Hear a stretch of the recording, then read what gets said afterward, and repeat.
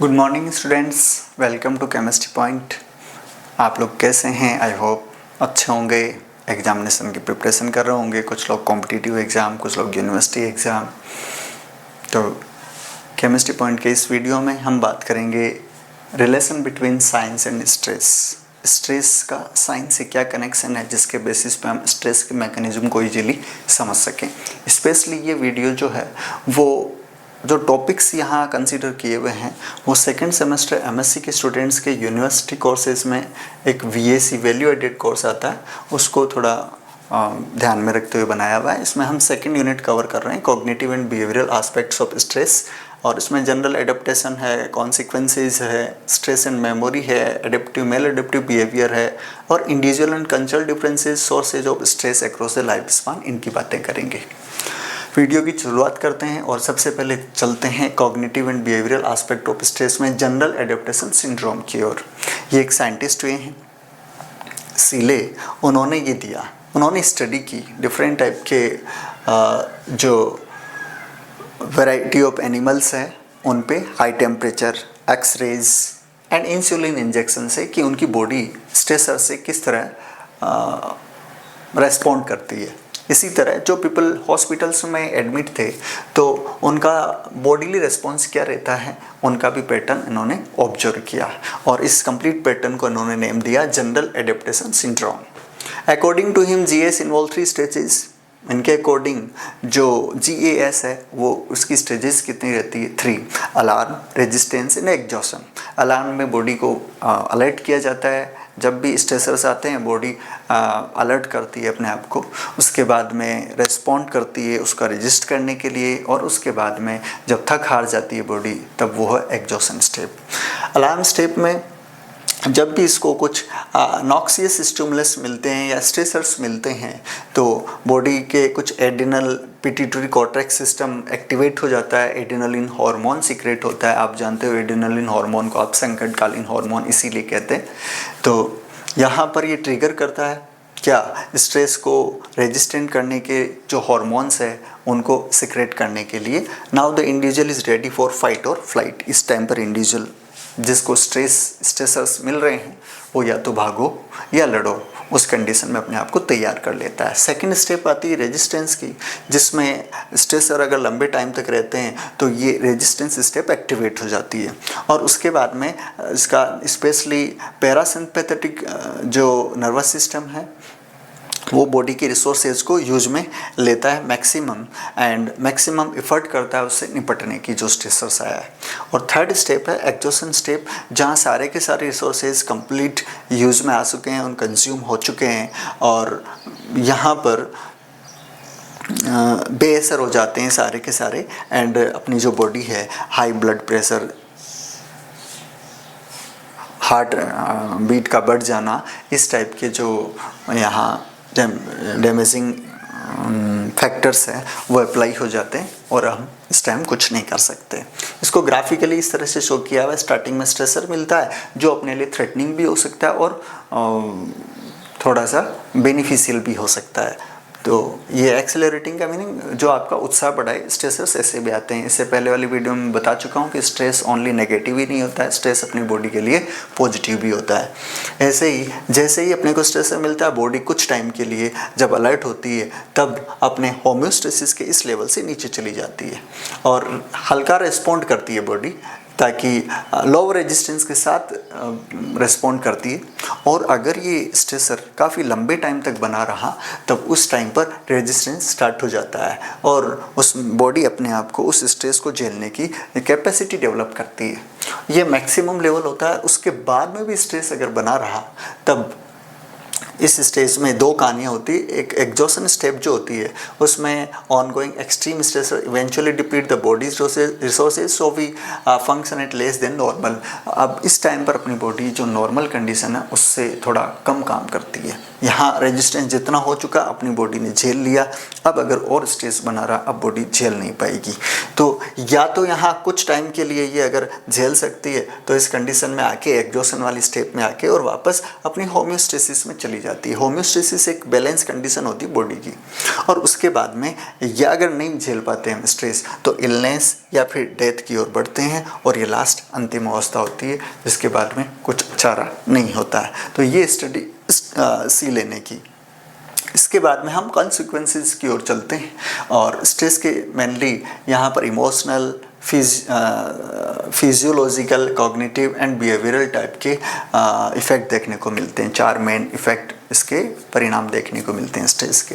Emotional effects में अपने जो इमोशंस है उन पे क्या इफ़ेक्ट पड़ता है उसके बारे में बात करते हैं। फिजियोलॉजिकल इफ़ेक्ट में अपनी बॉडी पर क्या इफ़ेक्ट पड़ता है उसके बारे में बात करते हैं, और बिहेवियरल में अपने बिहेवियर किस तरह चेंज होता है उसके बारे में बात करते हैं। इमोशनल इफ़ेक्ट्स इसमें those who suffer from stress are far more likely to experience mood swings। Generally उनमें मूड बार बार चेंज होता है, कभी कुछ करने का मन, कभी कुछ करने का मन। और बिहेवियर जो होता है उनका एक कांस्टेंट बिहेवियर नहीं होता है। 2 मिनट पहले कुछ बात करते हैं, 2 मिनट बाद में प्यार की बात कर लेते हैं, 2 मिनट बाद में एकदम गुस्से में आ जाते हैं। तो ये इरेक्टिक बिहेवियर होता है, और ये बिहेवियर अपने को अपनी फैमिली से, अपने दोस्तों से दूर करता है। In some cases, this can start a vicious circle of decreasing confidence and leading to more serious emotional problems। और ये अगर बना रहा तो एक सीरियस इमोशनल प्रॉब्लम क्रिएट हो जाती है अपने फ्यूचर में।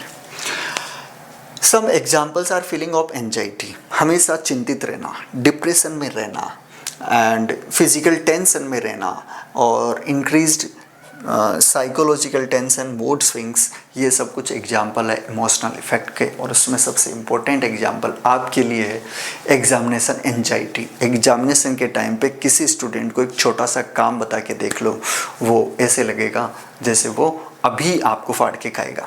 मतलब उनमें मूड स्विंग्स होता है, या उस टाइम प्रेशर में होता है, स्ट्रेस में होता है स्टूडेंट, और फिर वो उस रास्ते से उसको भटकाने की कोई कोशिश करता है, तब उसको गुस्सा आता है। तो ये इमोशनल इफेक्ट हुए। नेक्स्ट है फिजियोलॉजिकल इफेक्ट्स, अपनी बॉडी से रिलेटेड है। ऐसा कहते हैं जैसे ही हम स्ट्रेस में आते हैं अपनी बॉडी जो है वहाँ लेवल इंक्रीज होता है हॉर्मोन्स का, और वो हॉर्मोन्स का एग्जांपल एड्रेनलिन एंड कोर्टिसोल है। और ये हार्मोन जो है वो चेंजेस करते हैं किसमें, हार्ट रेट में, बीपी में, मेटाबॉलिज्म एंड फिजिकल एक्टिविटी में। और ये जो फिजिकल रिएक्शन है वो अपने को इफेक्टिवली फंक्शन उस स्ट्रेस के लिए रिस्पॉन्ड करने के काम में आती है कुछ टाइम के लिए, अगर प्रेशर या स्ट्रेस कुछ टाइम के लिए रहा। लेकिन अगर लंबे टाइम तक रहा तब अपने लिए डैमेजिंग हो सकती है ये कहानी। Example of physiological effects are release of epinephrine and norepinephrine. ये एपिनेफ्रिन, नॉरएपिनेफ्रिन थोड़ा आगे हम डिटेल से देखेंगे। इनके रिलीजिंग से अपने को साइकोलॉजिकल इफेक्ट देखने को मिलते हैं, फिजियोलॉजिकल इफेक्ट देखने को मिलते हैं। पूरी की पूरी फिजियोलॉजी जो है, बॉडी रेस्पॉन्ड जो करती है उसके मैकेनिज्म ये डिसाइड करते हैं hormones. For example, digestive system, expansion of air passage in lungs and increase heart rate and constriction of blood vessels। ये कुछ एग्जाम्पल है जो फिजियोलॉजिकल इफेक्ट के हैं। Next cognitive effect. Cognitive effect अपनी ब्रेन से रिलेटेड होता है, और यहाँ पर अगर स्ट्रेस कंटिन्यू रहा तो मेंटल ओवरलोड हो जाता है। हम कुछ सारे दिन सोचते रहते हैं कुछ ना कुछ। This suffering from high level of stress can rapidly cause individuals to lose their ability to make sound decision। हम कोई अच्छा आगे डिसीजन नहीं कर पाते हैं इस स्ट्रेस की वजह से। Faulty decision made at home, in career or at workplace may lead to arguments, failure and financial loss or even loss of job। ये हम बात में किसी से आर्ग्यूमेंट करते हैं, जॉब चली जा सकती है, या अपने फ्यूचर के करियर के बारे में हम अपना डिसीजन नहीं कर पाते हैं। ये स्ट्रेस का कॉग्निटिव इफेक्ट है। Next cognitive effect of stress are poor concentration, reduce short term memory capacity. याद भी रहना कम हो जाता है ज़्यादा स्ट्रेस होने से। नेक्स्ट हम लास्ट बिहेवियरल इफेक्ट की बात कर रहे हैं। स्ट्रेस इफेक्ट और behaviour in the form of eating less nutritional food.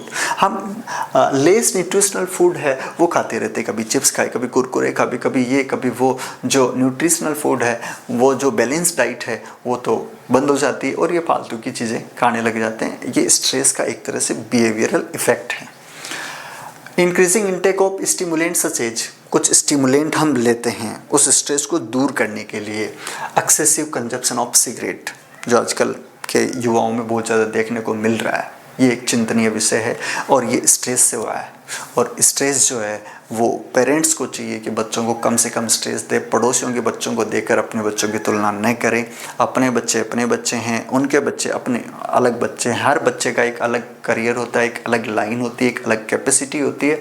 उसी के अकॉर्डिंग, उसकी इच्छा के अकॉर्डिंग उसको आगे बढ़ने दिया जाए तो स्ट्रेस को कम किया जा सकता है। अदरवाइज़ फिर इनका आगे फ्यूचर जो है वो बर्बाद हो सकता है। तो यहाँ पर वो सिगरेट पीना सीख जाते हैं, अल्कोहल कंजप्शन करना सीख जाते हैं, ड्रग्स का यूज़ करना सीख जाते हैं। ये बिहेवियरल इफ़ेक्ट होते हैं इनके।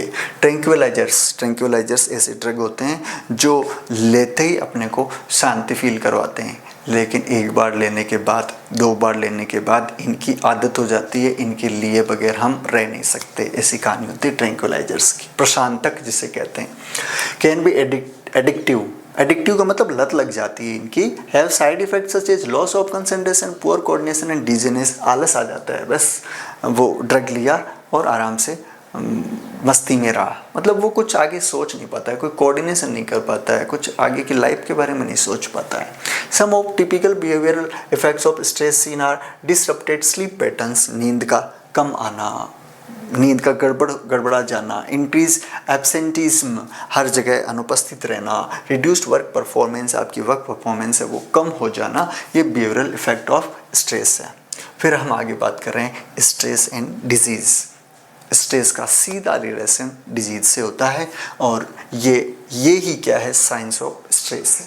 क्योंकि हम डिजीज़ की स्टडी साइंस में ही करते हैं और साइंस किस तरह स्ट्रेस से रिलेटेड है ये अपना टॉपिक आ रहा है। हैंस सीले जिन्होंने ये जनरल एडेप्टेशन सिंड्रोम दिया था, उन्हीं का कॉन्सेप्ट कहता है कि सप्रेशन ऑफ इम्यून रिस्पॉन्स किससे होता है, स्ट्रेस से।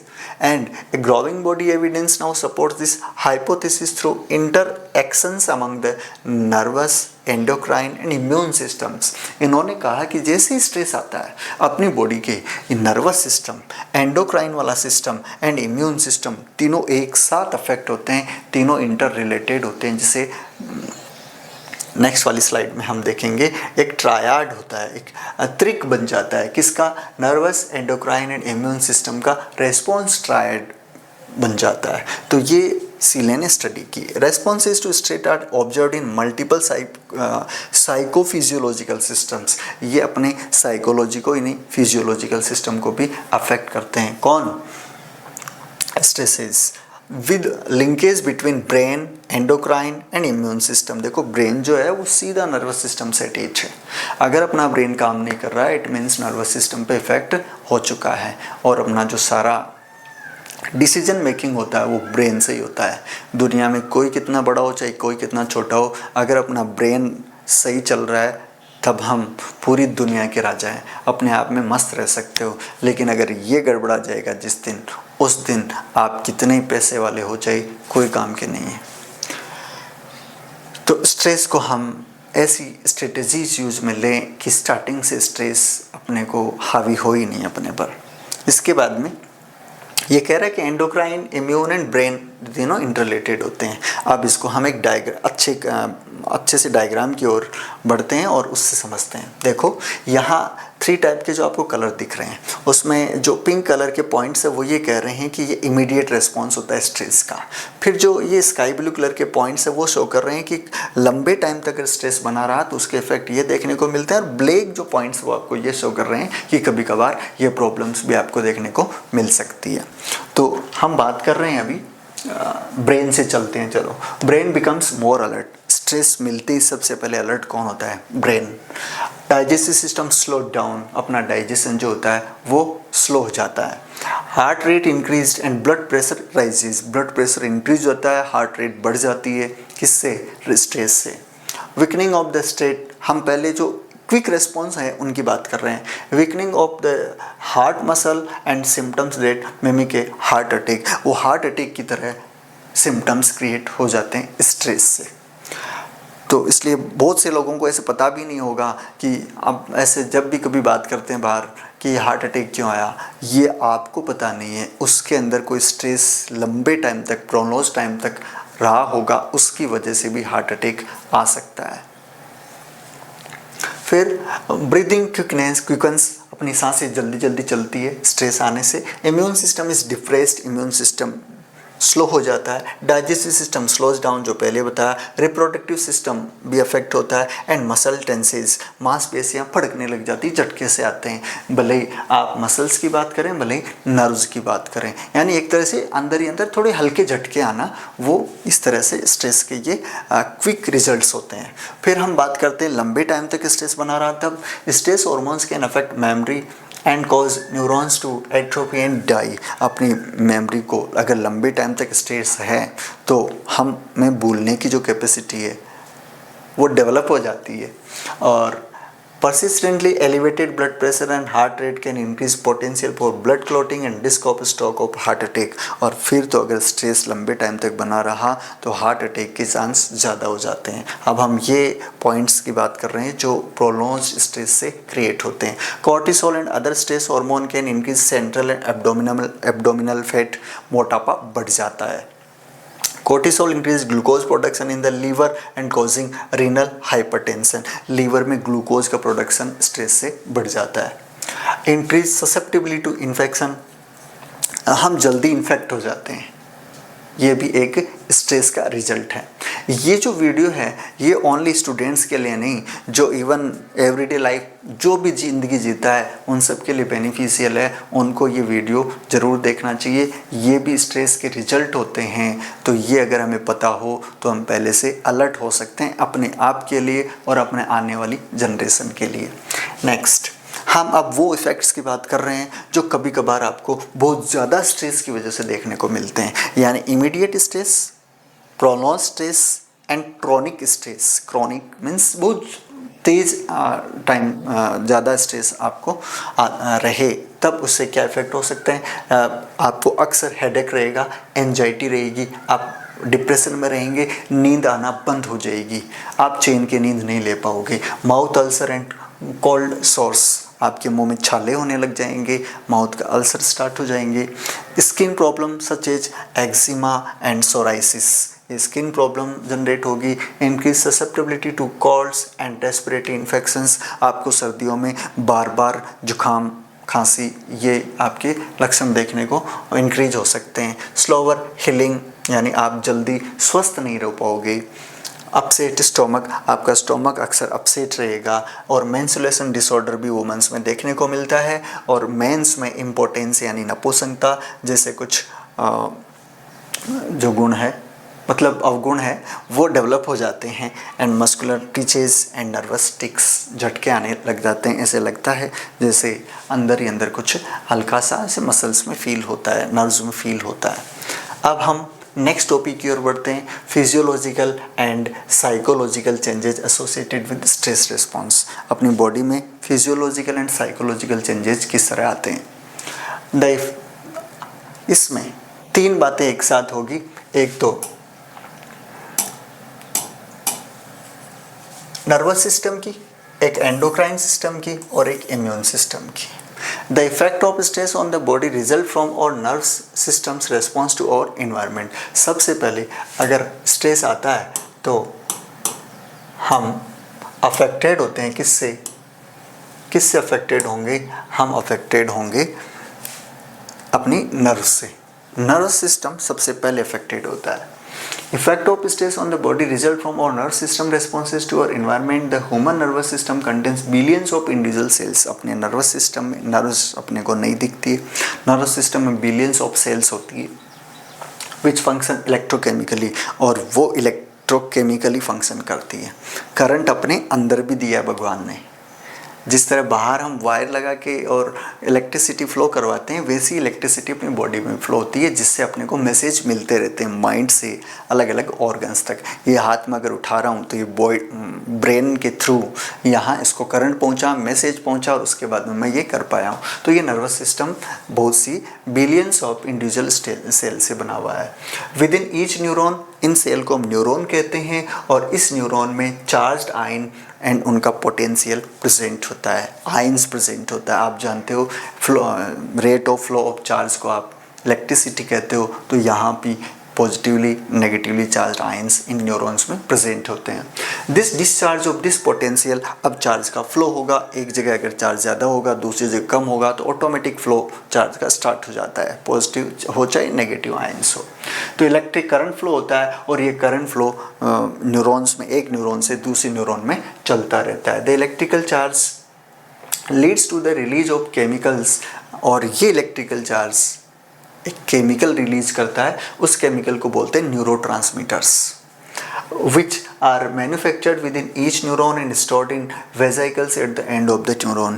न्यूरॉन के सबसे लास्ट में एक थैलेनुमा संरचना होती है, उन थैलेनुमा संरचना में ये न्यूरोट्रांसमीटर इकट्ठा होते रहते हैं। ये केमिकल्स होते हैं जो इलेक्ट्रिक करंट के थ्रू वहाँ पर जनरेट होते हैं। The released neurotransmitters diffuse across the synaptic cleft and the space between the neurons। एक न्यूरॉन दूसरे न्यूरॉन से जहाँ जुड़ा हुआ होता है वो उस सिनेप्टिक क्लेफ्ट के थ्रू ये न्यूरोट्रांसमीटर फ्लो होते रहते हैं। यानी ये एक तरह से केमिकल्स ही नहीं है, ये एक तरह से मैसेज है न्यूरॉन्स का, जो एक न्यूरॉन से दूसरे न्यूरॉन में यहाँ ट्रांसफ़र होता रहता है। जो मतलब जो हम सोच रहे हैं ना वो बने हुए केमिकल्स की वजह से सोच रहे हैं, केमिकल ट्रांसफ़र होता रहता है। This neurotransmitter are the primary ways that neuron communicate with each other. और ये न्यूरॉन्स कम्युनिकेट जो एक दूसरे से करते हैं, जैसे अब मैंने ये मार्कर पकड़ा है, अब यहाँ से ये जो मैसेज है वो कहाँ पहुँचा, ब्रेन तक पहुँचा, मैंने छोड़ दिया, वो ब्रेन ने आदेश दिया तब छोड़ दिया। तो ये जो कहानी है वो न्यूरॉन्स के थ्रू होती है और इसमें जो इम्पोर्टेंट रोल है वो न्यूरोट्रांसमीटर का होता है। अब हम आगे इसी नर्वस सिस्टम की बात कर रहे हैं। Billions of neurons make, one second, billions of neurons make up the nervous system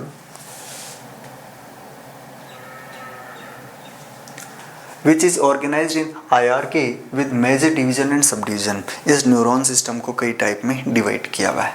जो मेजर टाइप है वो है एक तो सेंट्रल नर्वस सिस्टम और एक है peripheral nervous system. Central nervous system में दो आता है, एक ब्रेन और एक स्पाइनल कोड। कोड का मतलब एक रस्सी नुमा स्ट्रक्चर जो अपने बॉडी में ब्रेन से अटैच है, और उसके बाद में डिफरेंट ऑर्गन्स तक वो न्यूरॉन्स फैले हुए हैं और इन्फॉर्मेशन को आगे बढ़ाते रहते हैं। ये इस टाइप का है, ये वो ब्रेन है और इधर से ये स्पाइनल कोड अपने लास्ट एंड तक ये अटैच है।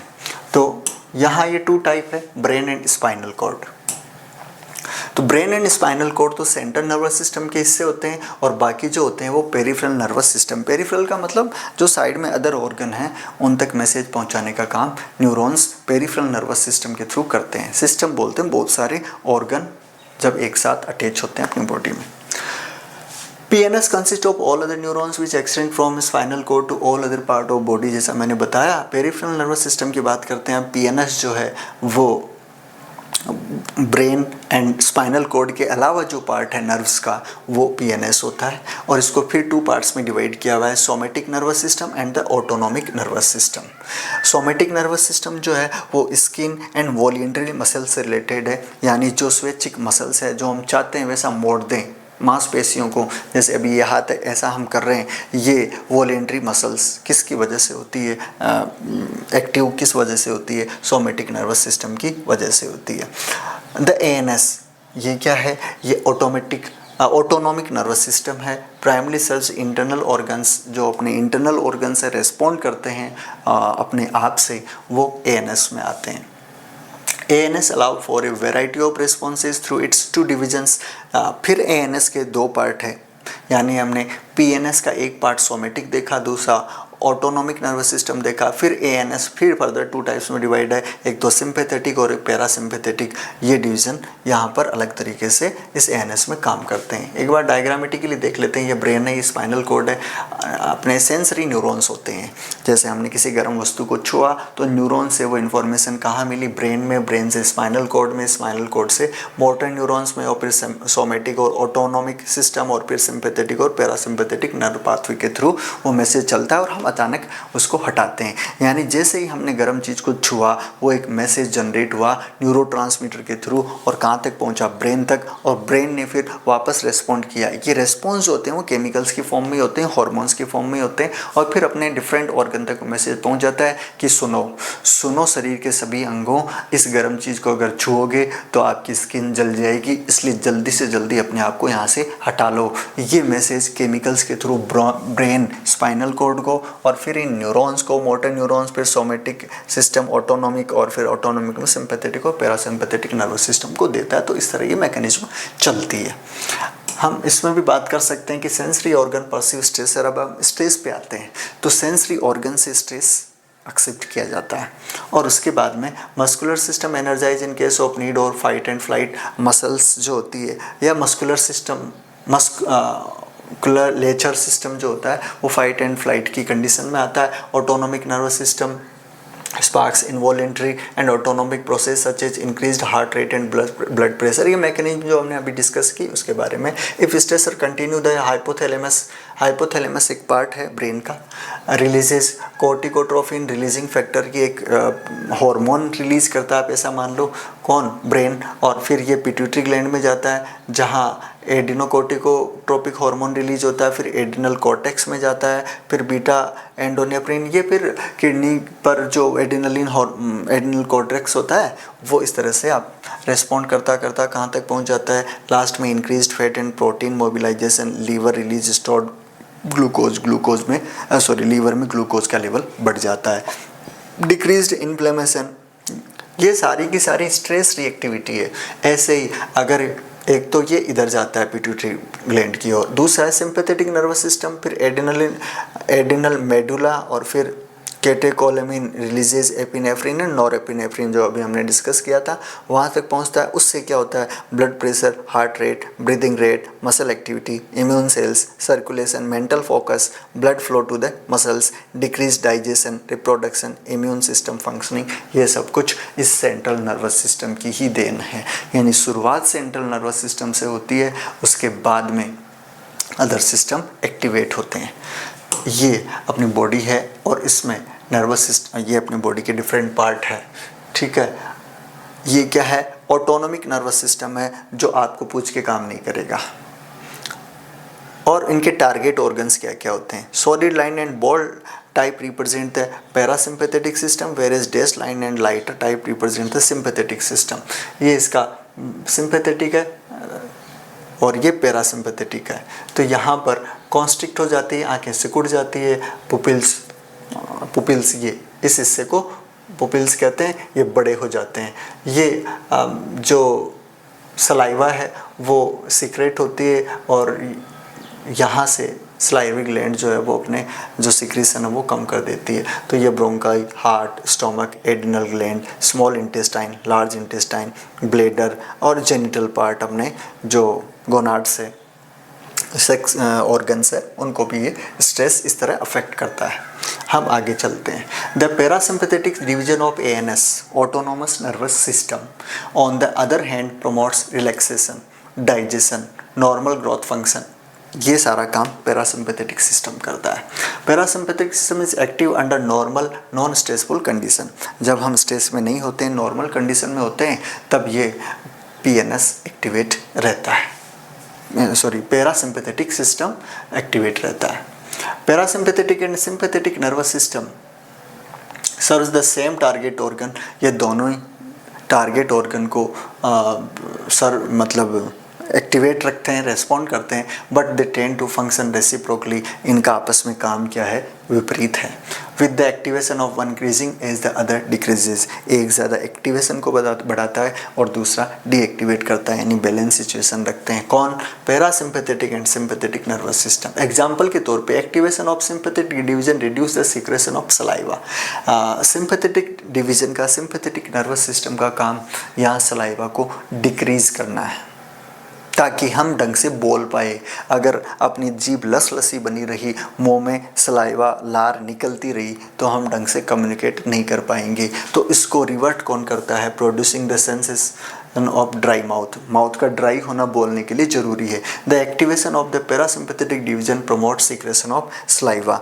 अब लेकिन अगर ज़्यादा स्लाइवा को डिक्रीज किया तब मुंह एकदम सूखा सूखा हो जाएगा, बार बार प्यास लगेगी, इसलिए पैरासिम्पैथेटिक सिस्टम स्लाइवा को सीक्रेट करता है। तो ये इसको बताने के लिए एग्जाम्पल दिया हुआ है कि sympathetic and parasympathetic system reciprocally काम करते हैं। Neurons in the ANS are activated by neurotransmitter, जो पहले मैंने बताया कि न्यूरोट्रांसमीटर रिलीज होता है किससे, जो एएनएस पार्ट है किसका, ऑटोनोमिक नर्वस सिस्टम का। न्यूरोट्रांसमीटर न्यूरॉन्स वेसिकल्स में जो स्टोर रहते हैं, इनके कॉम्प्लेक्स इफेक्ट होते हैं क्या, डिफरेंट ऑर्गन्स पे, because the organs contain different neurochemical receptors. अब ऑर्गन्स में इन केमिकल्स को एक्सेप्ट करने के लिए रिसेप्टर्स होते हैं, जगह होती है। In addition, the balance between these two main neurotransmitters as well as their absolute quantity is important. Therefore, these two major ANS neurotransmitter can produce a wide variety of responses. ये neurotransmitter कौन से हैं जो सबसे पहले मैंने जिक्र किया था, वो न्यूरोट्रांसमीटर है acetyl choline and nor epinephrine. ये दो टाइप के अपने पास न्यूरोट्रांसमीटर है, ये दो न्यूरोट्रांसमीटर हैं। ठीक है, अब हम आगे चलते हैं। स्ट्रेस एंड इम्यून, अपने इम्यून सिस्टम को स्ट्रेस किस तरह से अफेक्ट करता है।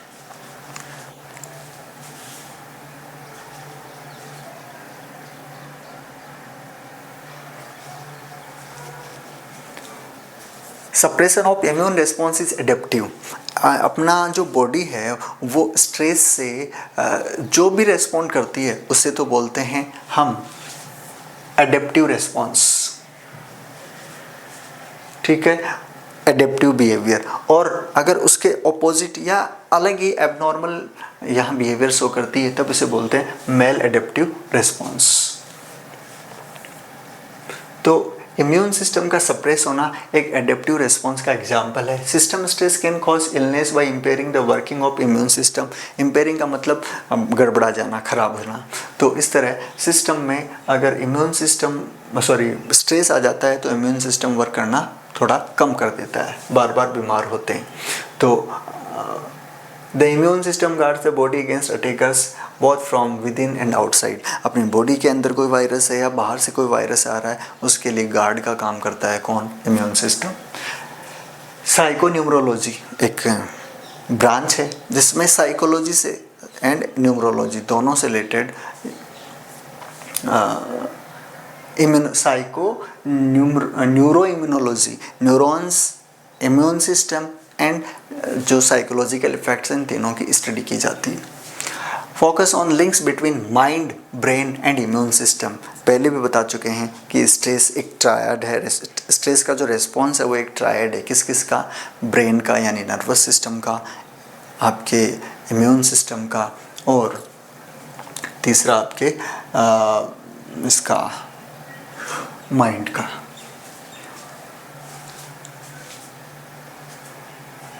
There are several kinds of white blood cells. अपनी बॉडी में ल्यूकोसाइट्स जिन्हें WBC भी कहते हैं, वो इम्यून सिस्टम में बहुत ही ज़्यादा इम्पोर्टेंट होती है। फॉरेन बॉडीज़ को, एंटीजेंस को वो डिस्ट्रॉय करने का काम करती है, जैसे कि virus. It also leads to the production of antibodies, और उनसे लड़ने के लिए जो दूसरे हथियार है वो पैदा करते हैं कौन, WBC। और WBC के टाइप होते हैं क्या, T cell, B cell and natural killer cell.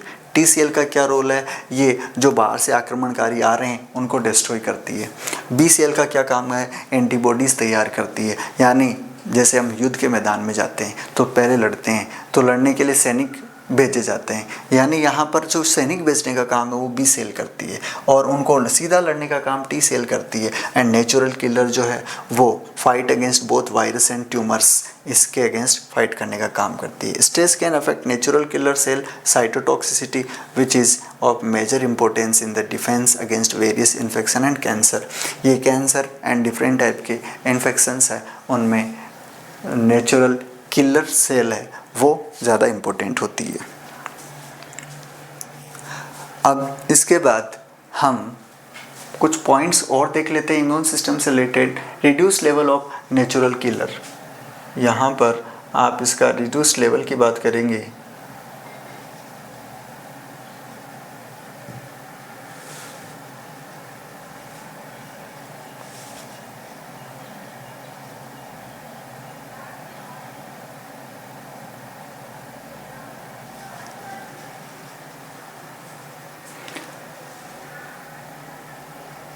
जो सबसे ज़्यादा स्ट्रेस में रहते हैं ऐसे स्टूडेंट्स, जैसे एग्जामिनेशन के टाइम पर, reduced level of natural killer cell cytotoxicity have been found in people who are highly stressed, including students facing important examinations, bereaved persons and those who are severely depressed, जो खुद depression में हैं, जो खुद तनावग्रस्त है, ऐसे लोगों के संपर्क में आने पर अपना जो इम्यून सिस्टम है या नेचुरल किलर सेल है वो भी क्या होती है, वो काम करना बंद कर सकती है। तो इसीलिए तो कहते हैं अच्छे लोगों का ही संग करना चाहिए। साइंस भी इस चीज़ को इस अपने वे से एक्सेप्ट कर रही है कि जो पहले से डिप्रेस्ड है, जो पहले से शोकग्रस्त लोग हैं, ठीक है, जो पहले से स्ट्रेस को बहुत ज़्यादा फेस कर रहे हैं, ऐसे लोगों से आप कम से कम मिलें, यानी नेगेटिव लोगों से कम मिलें, जिनके अंदर पॉजिटिविटी हो उनके साथ रहें, ताकि आपकी नेचुरल किलर सेल सेफ रहे। Studies reveal that immune functioning is better in individual receiving social support. Immune system उनका ज़्यादा स्ट्रॉन्ग रहता है जिनका सोशल सपोर्ट रहता है। Also changes in immune system will have more effort on health among those who immune system are already weakened. यानी जिनका immune system पहले से वीक है उनको ज़्यादा एफर्ट लगाना पड़ता है अपने इम्यून सिस्टम को इफेक्टिव बनाने के लिए, हेल्थ के लिए। Psychological stress is accompanied by negative emotions and associated behaviours including depression, hostility का मतलब शत्रुता, anger and aggression. Psychological stress negative emotions के साथ ऑटोमेटिक जुड़े हुए होते हैं। Negative emotion states are of particular concern to the study of effect of stress on the health. और ये नेगेटिव इमोशन पर्टिकुलर स्टडी का विषय है, एक चिंतनीय विषय है जो हेल्थ पर नेगेटिव इफेक्ट डालता है। The incidence of psychological disorder such as panic attacks, obsessive behaviour increase with the buildup of long term stress. Stress long term तक रहा तब अपने डिफरेंट टाइप के डिसऑर्डर्स जनरेट हो जाते हैं। People under prolong stress are more prone to irrational fears, mood swings, phobias and may experience fits of depression, anger and irritability. Irritate होने लग जाते हैं, मूड बार बार चेंज होता है, ठीक है, डिप्रेशन में जल्दी आते हैं। ऐसे लोग अगर लंबे टाइम तक स्ट्रेस बना रहा तो उसका परिणाम आपको ये देखने को मिलता है। Negative moods have been associated with poor health outcomes. Feeling of hopelessness are related to worsening of disease and increased risk of injury and death due to various causes. यानी निराशा का भाव पैदा हो जाता है ज़्यादा स्ट्रेस में रहोगे तो। ये एक डायग्राम है जिसके थ्रू हम स्ट्रेस के मैकेनिज्म को समझ सकते हैं। क्या? फियर एंड एंगर, हॉस्टिलिटी, आप में डर है, आप में गुस्सा है, आप में शत्रुता है, तो यहाँ पर एंग्री आउटबस्ट होगा, throwing tantrum, withdrawal, feeling of hopelessness, ये गुण डेवलप होंगे। दूसरी तरफ स्ट्रेस हार्मोन जनरेट होंगे जो आपके इम्यून सिस्टम को वीक करेंगे, साथ ही मेंटल एंड फिजिकल इलनेस को बढ़ाएंगे। ये देखो, एक एग्जाम्पल देखो, यहाँ बराक ओबामा जब प्रेसिडेंट बने तब उनके बाल देखो, और जब प्रेसिडेंसी ख़त्म हो गई उसके बाद में उनके बाल देखो। एक एग्जाम्पल है जो ये शो कर रहा है, क्योंकि जिम्मेदारियां बढ़ती, रेस्पॉन्सिबिलिटीज़ बढ़ जाती है, तब स्ट्रेस ऑटोमेटिक क्रिएट होता है। एक छोटा सा ऐसे मेरी इच्छा हुई, ऐसे पता चला, मतलब दिखा मेरे को कहीं, तो मैंने ये आपके सामने शो किया है। General adaptation of to stress, neuroendocrine system, जो एंडोक्राइन सिस्टम है वो जनरल एडेप्टेशन शो करता है स्ट्रेस के लिए। Endocrine system consist of ductless gland. Endocrine system ductless gland होती है जो डिफरेंट टाइप के हार्मोन सीक्रेट करती है। Neuroendocrine system consist of those endocrine glands that are controlled by and interact with the nervous system. और neuroendocrine system वो होता है जो नर्वस सिस्टम में एंडोक्राइन ग्लैंड सीधे कनेक्टेड होती है। Glands of endocrine and neuroendocrine system secrete chemical known as hormones. और जो न्यूरो एंडोक्राइन सिस्टम है और एंडोक्राइन सिस्टम है जो हार्मोन सीक्रेट करते हैं उन्हें हम क्या कहते हैं? हार्मोन्स कहते हैं, which move into bloodstream to carry to different parts of the body, जो अपने बॉडी के डिफरेंट पार्ट्स की ओर बढ़ते हैं। Specialized receptor on target tissues organs allow hormones to have specific effects even though the hormones circulate throughout the body। और ये hormones blood stream के साथ पूरी बॉडी में सिक्रेट होते हैं, टारगेट ऑर्गन पे काम करते हैं। एट द टारगेट हॉर्मोन्स में हैव ए डायरेक्ट इफेक्ट और दे में cause the secretion of another hormone. ये या तो सीधे ऑर्गन को डायरेक्ट इफेक्ट करेंगे या दूसरे टाइप के हार्मोन सिक्रेट करने में हेल्प करेंगे। Of the 7 hormones produced by the anterior portion of the pituitary gland, adrenocorticotropic hormone ACTH जिसे बोलते हैं plays and essential role in the stress response. Stress के रिस्पॉन्स में सबसे ज़्यादा इंपॉर्टेंट पिट्यूटरी ग्लैंड का जो हार्मोन है वो ACTH होता है। Next the adrenal cortex and inner part and the adrenal medulla both secrete hormones that are important in the response to state. यानी स्ट्रेस के रिस्पॉन्स में एक तो पिट्यूटरी ग्लैंड से सीक्रेटेड ACTH और फिर एड्रिनल कॉर्टेक्स, एड्रिनल मेडुला, ये जो हार्मोन सीक्रेट करते हैं वो भी बहुत ज़्यादा इंपॉर्टेंट होते हैं। अपनी बॉडी में डिफरेंट टाइप के एंडोक्राइन ग्लैंड होती है, pituitary gland, thyroid gland, adrenal gland, pancreas and gonads. ये आप देख सकते हैं, ये यहाँ पर आपकी पीनियल ग्लैंड होती है, पिट्यूटरी ग्लैंड होती है, या हाइपोथैलेमस है, ये पैराथायराइड ग्लैंड है, ये एड्रिनल ग्लैंड यहाँ होती है, और ये ओवेरी है, testis, pancreas, thymus gland, thyroid gland की। तो इन पे सीधा सीधा इफेक्ट स्ट्रेस का जाता है, क्योंकि आपको पता है नर्वस सिस्टम जो है पूरे ऑर्गन तक फैला हुआ है। पिट्यूटरी ग्लैंड देखो, ये यहाँ पर पिट्यूटरी ग्लैंड है और इससे फिर सारे ऑर्गन अफेक्ट होते हैं, इसीलिए पिट्यूटरी ग्लैंड को क्या कहते हैं, मास्टर ग्लैंड कहते हैं। एक डायग्राम है जिससे आप समझ सकते हैं कि स्ट्रेस से ने किसको अफेक्ट किया, हाइपोथैलेमस को, फिर पिट्यूटरी ग्लैंड से। यहाँ पर 2 रास्ते से, एक तो सिंपैथेटिक नर्वस सिस्टम के थ्रू एड्रिनल ग्लैंड के पास, वो हार्मोन के फॉर्म में, केमिकल्स के फॉर्म में पहुंचते हैं, एंडोक्राइन सिस्टम के थ्रू ACTH के फॉर्म में पहुंचते हैं, और उसके बाद में कोर्टिसोल को, एपिनेफ्रिन, नॉरएपिनेफ्रिन जो इम्पोर्टेंट स्ट्रेस हार्मोन है, स्ट्रेस को के लिए रेस्पॉन्ड करते हैं, उनको अफेक्ट करती है। Increased energy, decrease inflammation. Cortisol की तरफ अगर ये केमिकल जाते हैं, हार्मोन जाते हैं, तो एनर्जी इंक्रीज होती है, और अगर एपिनेफ्रिन और नॉरएपिनेफ्रिन के फॉर्म में अगर रिलीज होते हैं तो heart rate, respiration, blood flow, muscle strength, इन पे इफेक्ट होता है। नेक्स्ट हम अगर बात करें इसके मैकेनिज्म की, तो यहाँ स्ट्रेसर कॉर्टेक्स पे, फिर थैलेमस, फिर हाइपोथैलेमस, फिर posterior hypothalamus epinephrine, norepinephrine release करते हैं। ये मेन इंपॉर्टेंट हार्मोन्स होते हैं जो अपने स्ट्रेस के रेस्पॉन्स के लिए इम्पोर्टेंट होते हैं। फिर इधर anterior hypothalamus, CRF, pituitary gland, ACTH, adrenal cortex और कोर्टिकोइड्स रिलीज्ड, यानी ये सारे हार्मोन से रिलेटेड कहानियाँ हैं। इस तरह अपनी बॉडी को ये अफेक्ट करते हैं, पिट्यूटरी ग्लैंड्स को, अदर एंडोक्राइन ग्लैंड को। ये देखो स्ट्रेस रिलेटेड हार्मोन। अब हम मेन ऐसे हार्मोन्स की बात कर रहे हैं जो स्ट्रेस रिलेटेड होते हैं। पिट्यूटरी ग्लैंड में एड्रिनोकोर्टिकोट्रोपिक हार्मोन ACTH, वेसोप्रेसिन, ऑक्सीटोसिन, ठीक है। ये आप देख सकते हो, ऑटोनोमिक नर्वस सिस्टम को एक्टिवेट करता है, किडनी को इंस्ट्रक्ट करता है वाटर को रिटेन करने के लिए, ये ब्लड वेसल्स वॉल को कॉन्ट्रैक्ट करता है।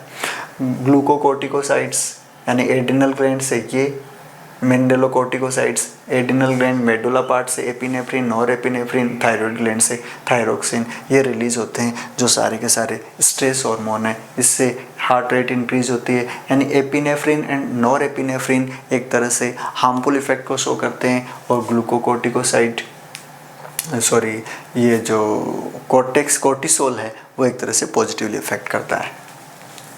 अब इसके बाद में हम बात करें individual and cultural differences in response to stress. Stress का रिस्पॉन्स जो है वो इंडिविजुअली अलग अलग होता है, वो डिपेंड करता है एज पर भी, डिपेंड करता है जेंडर पर भी। हम आगे वाली स्लाइड में देखेंगे कि जो पुरुषों में स्ट्रेस का जो चेंजेस है, इफेक्ट है, वो स्त्रियों में, वुमेन्स में स्ट्रेस के चेंजेस से अलग होता है। पहले ये देख लेते हैं, man and women respond to stress differently. Men's respond to stress can be characterised by fight and flight, या तो भागो नहीं लड़ो, इस टाइप का रिस्पॉन्स करते हैं, और वुमेन्स में समझौता करने की कंडीशन होती है। जब भी उनके स्ट्रेस आता है तो वो सोशल सपोर्ट की तरफ बढ़ती हैं, और जो मेंस में अगर स्ट्रेस आता है तो वो लड़ने के लिए उतारू हो जाते हैं। या अलग रहने के लिए उतारू हो जाते हैं। Although social learning is certainly a part of this difference, another part related to different levels of hormones in the man and women. एक तरह से जो सोशल लर्निंग है वो इसका एक रीज़न हो सकता है, और दूसरा रीज़न साइंस बताती है कि जो हॉर्मोन्स रिलीज होते हैं वो भी एक रीज़न है कि मेंस रेस्पॉन्ड अलग तरीके से करते हैं और वुमेन्स अलग तरीके से करती है। In particular man and women differ in levels of testosterone, oxytocin and oestrogen. ये हॉर्मोन्स के लेवल के अकॉर्डिंग मेंस एंड वुमेन्स में रेस्पॉन्स अलग अलग होता है। However in males testosterone levels increase significantly with acute stress and that increase in associated with greater hostility। इनमें शत्रुता ज़्यादा आ जाती है और ये टेस्टोस्टेरोन उनमें स्ट्रेस को ज़्यादा बढ़ाता है। और वुमेन्स में, फीमेल्स में आप जानते ही हो ये ऑक्सीटोसिन एंड एस्ट्रोजन रिलीज होता है जो ज़्यादा रिलीज होता है मेल्स के कंपैरिजन में। These hormones mediate the effect of cortisol and epinephrine resulting in nurturing and relaxing emotions. ये किसकी ओर बढ़ते हैं? नर्चरिंग यानी पोषण की ओर, यानी समझौते की ओर, रिलैक्सिंग इमोशंस की ओर बढ़ते हैं। तो ये वुमेन्स की आदत होती है, ये मेंस की आदत होती है। इंस्टेड ऑफ रिस्पॉन्डिंग एग्रेसिवली, जहाँ मेंस तो एग्रेसिवली रेस्पॉन्ड करते हैं, women's respond to stress by enhancing relationship. और वुमेन्स में ये आदत होती है कि वो रिलेशनशिप को बनाए रखना चाहती है। ये अटल सत्य है जो साइंस भी स्वीकार कर रही है। इसीलिए नारी को यहाँ सम्मानित माना जाता है। यत नारीस्तु पूजन्ते रमन्ते तत्र देवता। ठीक है, तो ये ऑटोमेटिक ही गॉड गिफ्टेड कैरेक्टरिस्टिक है जो वुमेन्स में दिया हुआ है। सीकिंग ग्रेटर सोशल सपोर्ट, ये सोशल सपोर्ट की ओर दौड़ती है जब स्ट्रेस आता है तो। This respond has been called tend and be friend. हमने कहा कि इनमें तो tend and be friend type का रिस्पॉन्स होता है और इनमें फाइट एंड फ्लाइट टाइप का रिस्पॉन्स होता है, तो अलग तरीके से रिस्पॉन्ड करते हैं। बायोकेमिकल, ये मैं वापस पीछे वाली स्लाइड पे आ जाता हूँ। हमने कहा था डिफरेंसेस होते हैं रिस्पॉन्स के, स्ट्रेस के रिस्पॉन्स में डिफरेंसेस देखने को मिलते हैं, बायोकेमिकली भी और फिजियोलॉजिकली भी।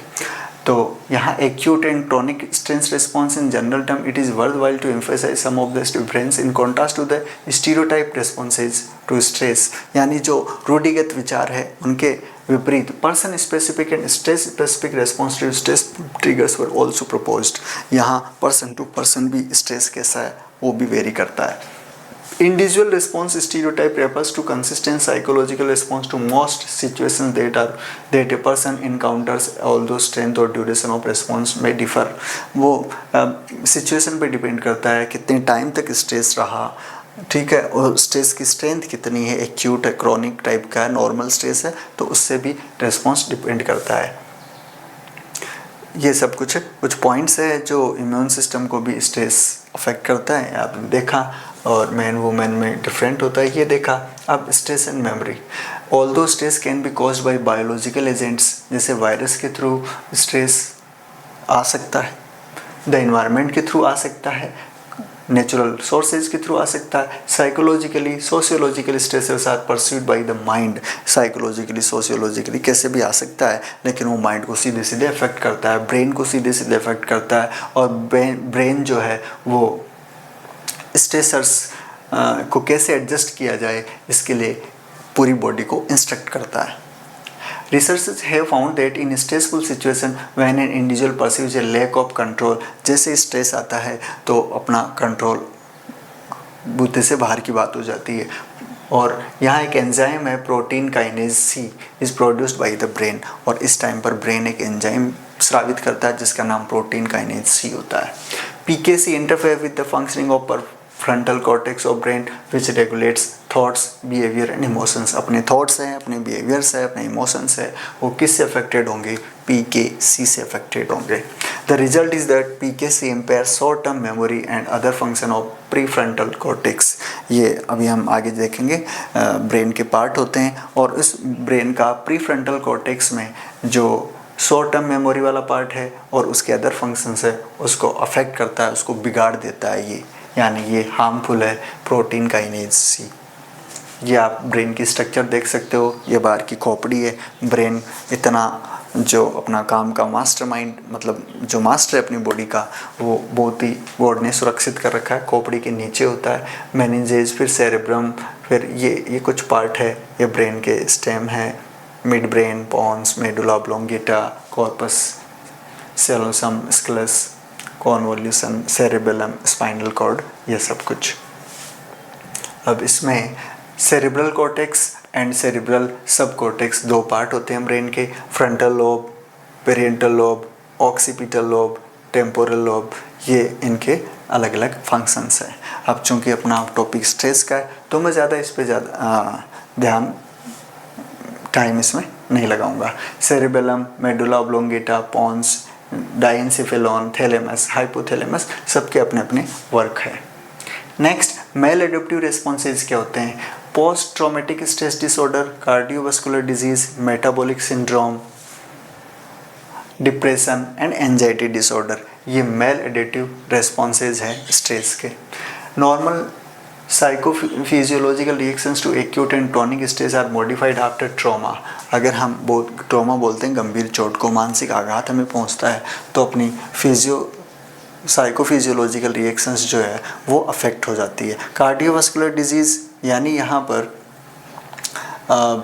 ये कॉम्प्लेक्सिटी आ जाती है अपने कार्डियोवेस्कुलर में, हार्ट से रिलेटेड जो है वेसल से रिलेटेड है, comprising genetic, physical and psychosocial factors that include excessive stress activity, reduced heart rate variability, unhealthy behaviors जैसे स्मोकिंग वगैरह, डिप्रेशन है, एंजाइटी है, इस टाइप के मेलेडेटिव रिस्पॉन्सेज देखने को मिलते हैं। फिर मेटाबॉलिक सिंड्रोम यानी essential hypertension type 2D diabetes, hyperlipidemia यानी वसा की मात्रा बढ़ जाती है, ओबेसिटी मोटापा बढ़ जाता है।